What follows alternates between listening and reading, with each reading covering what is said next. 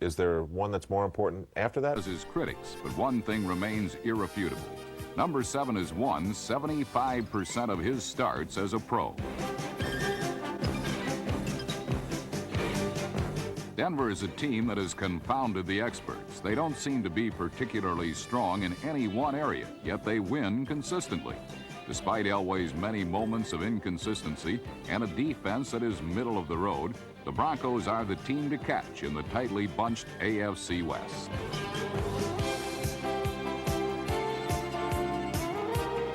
For the Broncos, a victory today would mean that they will remain atop the division. For the Chargers, a win would put them over the 500 mark for the first time in almost 2 months and vault them into true playoff contention in a topsy-turvy division where the bizarre has become the commonplace.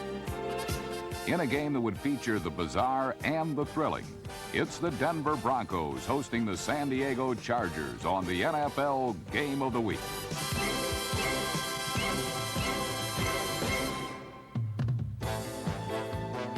The game began with a rather emphatic display of running brilliance by the Chargers' Gary Anderson. Anderson, number 40, took the opening kickoff at his own 2-yard line and then slithered his way the length of the field for a 98-yard touchdown.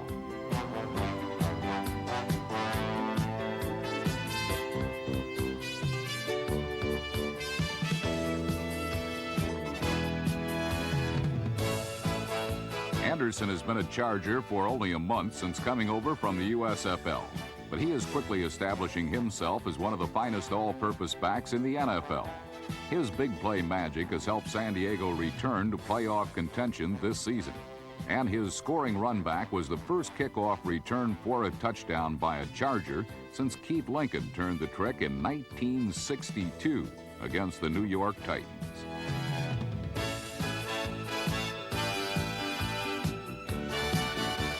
The play of the special teams on both sides would turn out to be the deciding factor in this divisional matchup. Anderson's return was soon followed by a field goal attempt by San Diego kicker Bob Thomas, but the ball never got beyond the line of scrimmage. It was blocked by Denver's Dennis Smith, number 49, and the Charger lead remains 7-0 midway through the first quarter.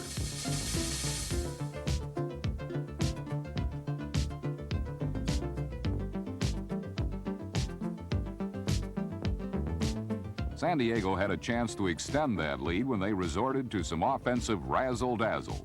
But this time, for one of the few times in recent weeks, Gary Anderson did not come through.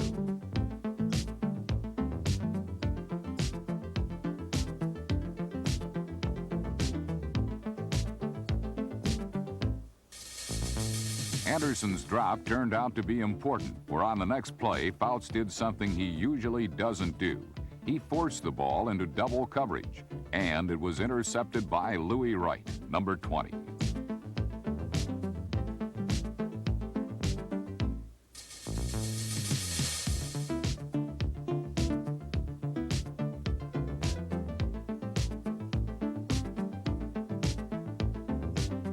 As the game progressed, you would hear much more from Wright. But for now, his theft gave the Broncos offense excellent field position at the San Diego 44-yard line. In 1985, both John Elway and the entire Denver offense have been inconsistent. Elway has become a big play quarterback, capable of unleashing long touchdown bombs at any moment, but he has yet to develop the consistency that produces sustained drives. Now, with the ball already in Charger territory, Elway effectively used the short pass to get Denver into the end zone.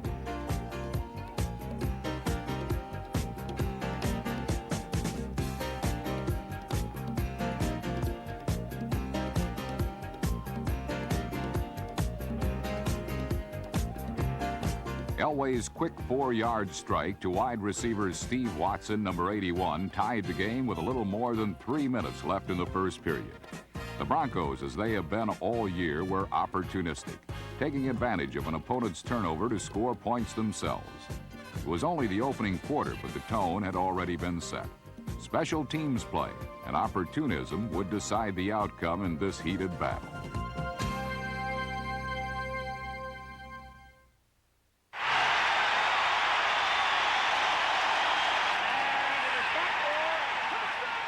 You're watching ESPN Classic.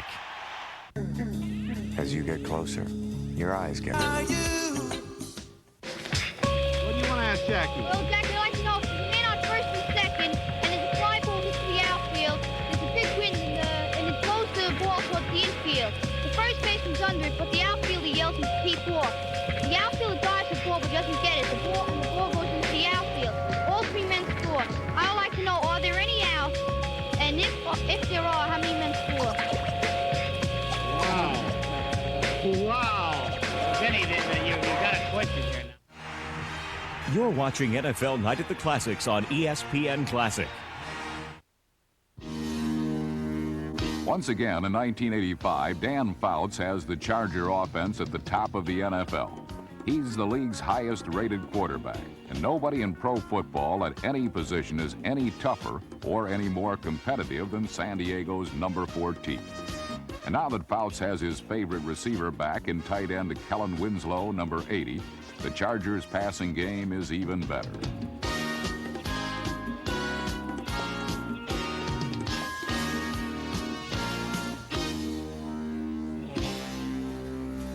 But strangely enough, Fouts appeared rattled by the Denver defense, and he threw his second interception of the opening quarter when Randy Robbins, number 48, picked off this sideline toss.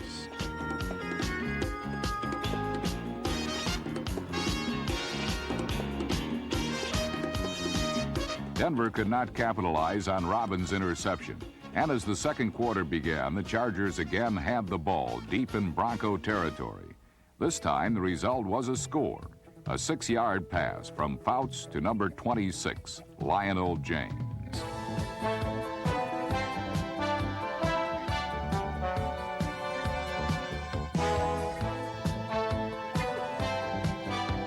This season, James has caught more passes than any back in the AFC. And his 11 catches in this game against Denver marked the second week in a row that the NFL's all-purpose yardage leader had 11 receptions.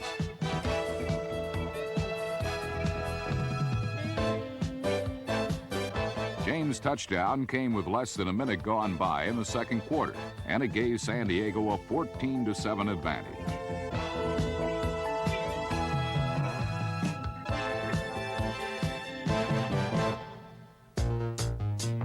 With the Chargers nursing that 7-point cushion in the second quarter, their defense took charge. San Diego's defense has been the butt of many jokes in recent seasons, but in the last couple of weeks, they have performed much better, and the Broncos got a first-hand look.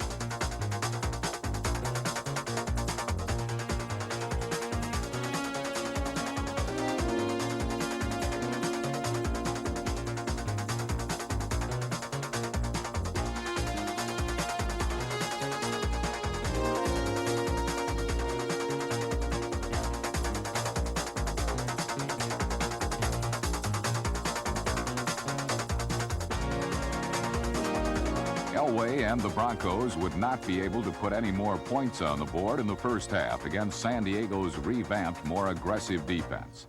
Trailing by 7, the Broncos needed their defense to clamp down as well and to stop Fouts and the rest of the high-powered San Diego offense from adding to that lead.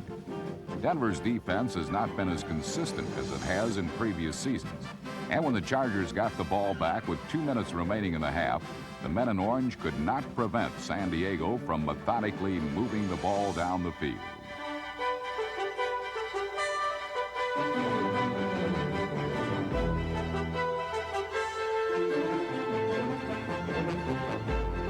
The Chargers used their little man, the 5'6", 170-pound James, to maximum effect, throwing short but effective screens to number 26, and then sending him on quick bursts through the heart of Denver's defense.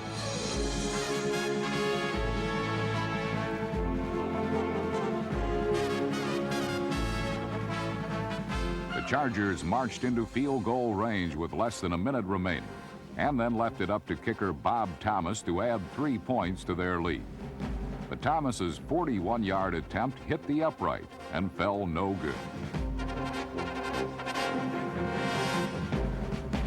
It was a fitting ending to a first half that did not turn out the way most expected. In a game featuring Elway and Fouts, offense surprisingly was not that much of a factor. Defense and special teams play were the main ingredients in a first half that ended with the Chargers ahead, but certainly not in command.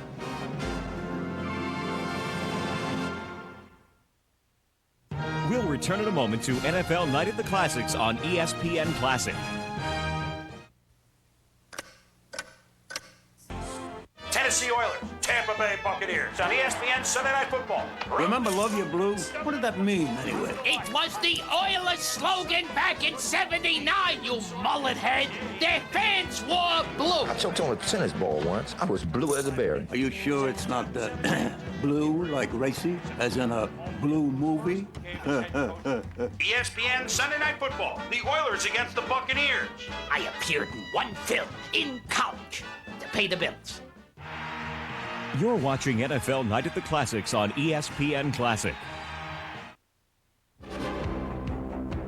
The second half began as a mirror image of the first, but this time it was the Broncos taking it coast to coast, courtesy of number 82, Vance Johnson, the AFC's second leading kick returner.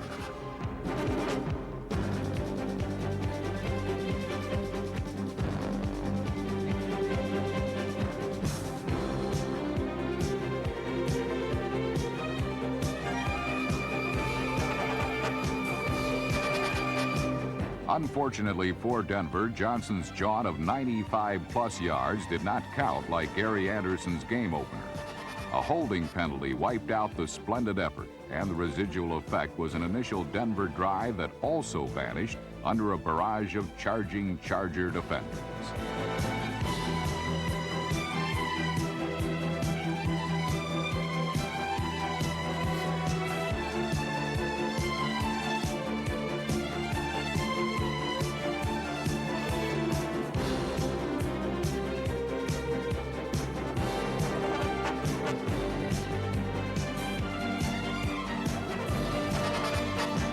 Neither team was able to score in the third period. Denver got closest on a 15-play drive that set up a field goal attempt after a pass into the end zone was nearly picked off. Even though Denver escaped near disaster with San Diego's missed opportunity, they failed to capitalize when kicker Rich Carlos missed a cozy 28-yard field goal try.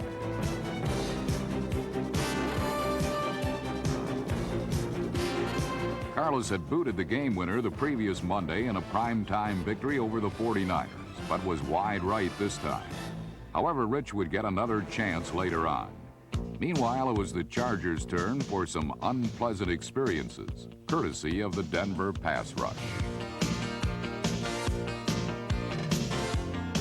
Number 77, Carl Mecklenburg, gave Dan Fouts a little reminder to vote for him when Pro Bowl balloting gets underway next month. And just to make sure, Mecklenburg forced a key turnover on the very next play. Number 68, nose tackle Reuben Carter recovered the fumble, and the Broncos had the ball on the Chargers' 14. But the San Diego defense was able to postpone a Broncos score for at least a moment when Charger nose tackle Chuck Ian, number 78, dropped Elway in the backfield. But as the fourth quarter began, Denver tied the score with a quick burst from number 33, Gene Lang.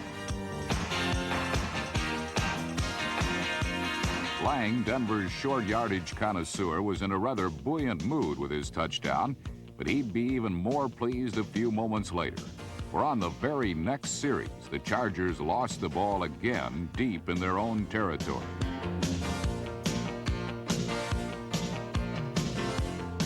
Broncos' Andre Townsend recovered the bad snap, and Denver then returned to Mr. Lang, a fellow who clearly feels at home when he's near the end zone.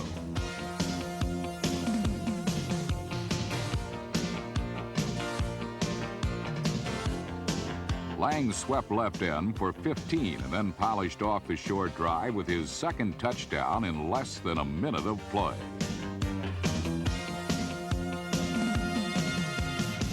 After failing to gain a lead for the entire game, Denver now held a fourth quarter advantage.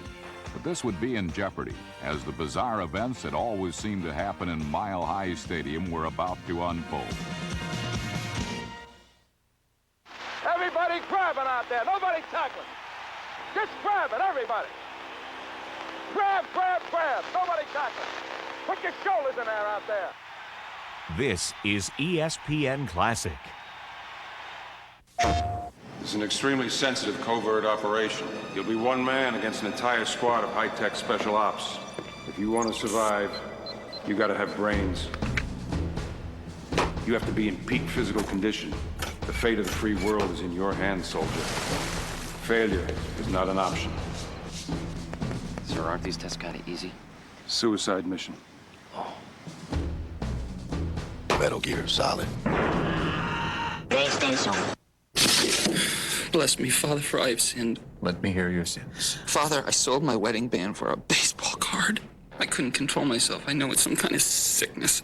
Which card? The 1956 Mickey Mantle. I'll give you $50 for it. What? 60, 70. Your wedding band couldn't be that expensive. Not with your gambling problem. I'll give you 100. I'll give you 200. 250. This happens on AuctionUniverse.com 24 hours a day. People buy, people sell. Log on now. We now return to NFL Night at the Classics on ESPN Classic. Denver's defense was one of the league's finest units statistically in last year's championship season. But in 1985, their ranking is not nearly as high, and the forced turnovers haven't been occurring quite as often. Still, they've been good enough to keep the Broncos in first place, and they'd stay there as San Diego's league-leading offense could be held in check for one more quarter. But as Denver can attest, that is not the easiest thing to achieve.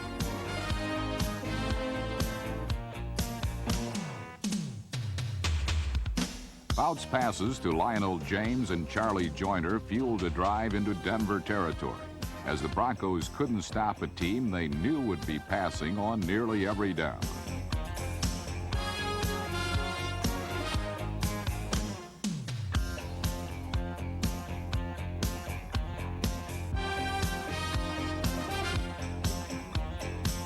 The Broncos did finally stiffen inside their 20. So San Diego settled for a Bob Thomas field goal.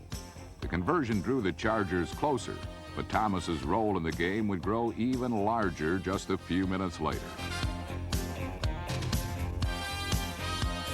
Denver then showed it could mount a drive as efficient as San Diego's, with Elway balancing his passes to both runners and receivers, drawing closer for an apparent score.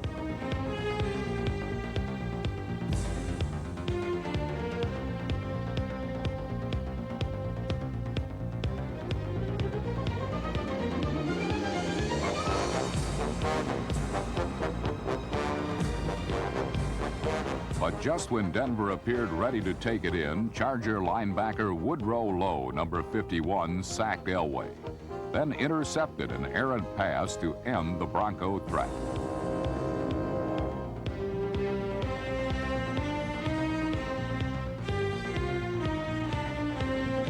Denver then made another mistake a few minutes later.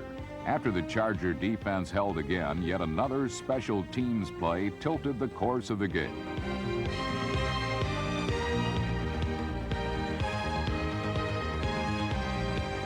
Number 20, rookie Wayne Davis blocked Chris Norman's punt, and the Chargers had the ball deep in Bronco country with about 2.5 minutes to play.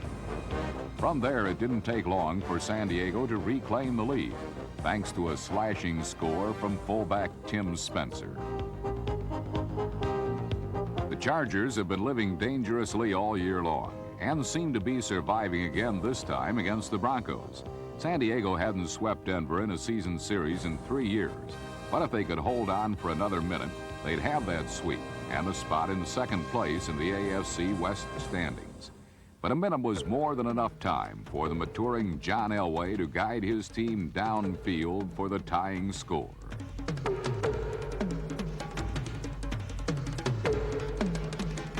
Vance Johnson's tightrope catch was ruled complete, and then Elway crossed up the pass-conscious Chargers with a draw to running back Sammy Winder.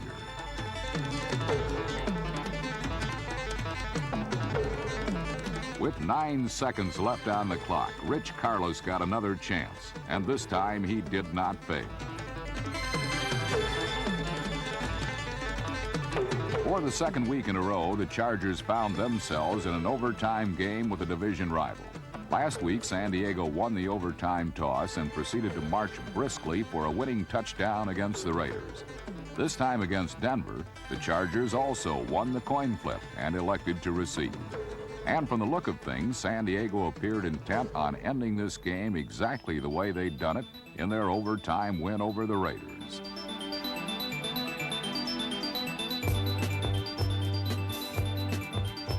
Lionel James picked up key yardage, and Dan Fouts hit on timely completions to put the Chargers deep into Bronco territory. But now the scenario changed. When San Diego tried for a winning touchdown pass, cornerback Louis Wright turned the attempt aside.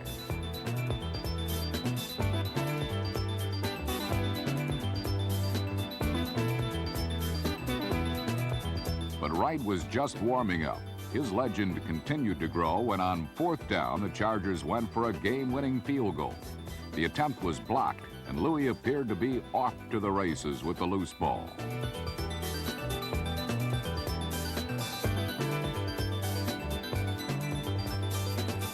Unfortunately for Denver, Wright was stopped in his tracks. Someone on the Broncos had called a timeout, so the block did not count. After the dust settled, the Chargers tried it again. And incredibly, Denver's Dennis Smith barged in for a repeat performance, setting up a game-winning romp for Louis Wright.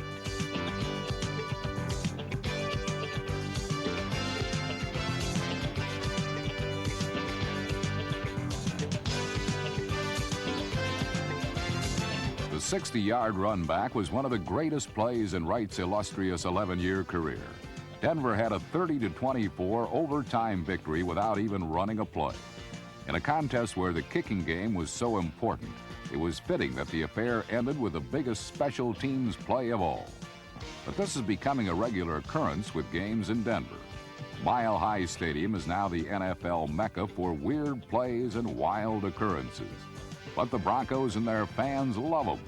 After all, such events made them division champions in '84. And right now, Denver is still alone at the top in the rugged AFC West.